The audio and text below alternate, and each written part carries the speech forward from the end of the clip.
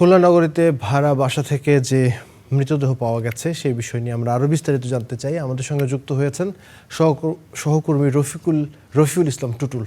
টুটুল, গতকাল যে হৃদয় বিদারক ঘটনা ঘটেছে ঈদের ছুটির মধ্যে, সেটির ব্যাপারে সবশেষ কী অবস্থা রয়েছে? তদন্ত কার্যক্রমের কোনো আপডেট আপনার কাছে আছে কি না, এবং যে মৃতদেহগুলো পাওয়া গেছে সেগুলোর প্রক্রিয়া শেষ করে দাফন বা বাকি যে প্রক্রিয়া রয়েছে সেগুলো করা চলছে কিনা?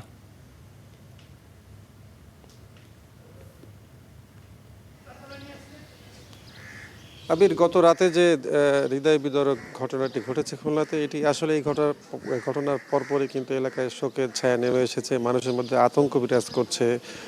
বেশ কিছুদিন পরে আবার এই ধরনের ঘটনা ঘটলো, যেহেতু এই ঘটনাগুলো খুলনায় বেশ কিছুদিন বন্ধ ছিল।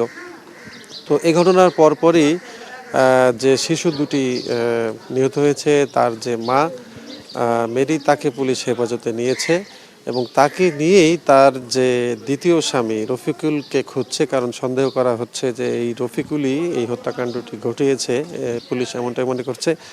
তবে এখন পর্যন্ত সেই রফিকুলকে আটক করা সম্ভব হয়নি এবং এই ঘটনায় এখন পর্যন্ত মামলাও হয়নি। কথা বলেছি আমরা পুলিশের সাথে। মামলাটি হয়তো আজ সকালে হবে এবং মরদেহ যে এই তিনটি মরদেহ খুলনা মেডিকেল কলেজ হাসপাতালে আছে, সেটিও আজ সকালে বা দুপুরের দিকে এটি ময়নাতদন্ত শেষ হলে তারপরে পরিবারের কাছে হস্তান্তর করা হবে এবং তারপরেই দাফন করা হবে।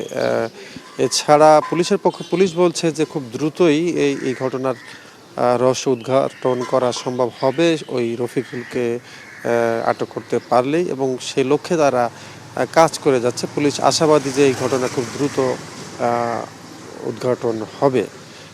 এখন পর্যন্ত এই ছিল সবশেষ খবর এই বিষয়ে। ধন্যবাদ টুটুল।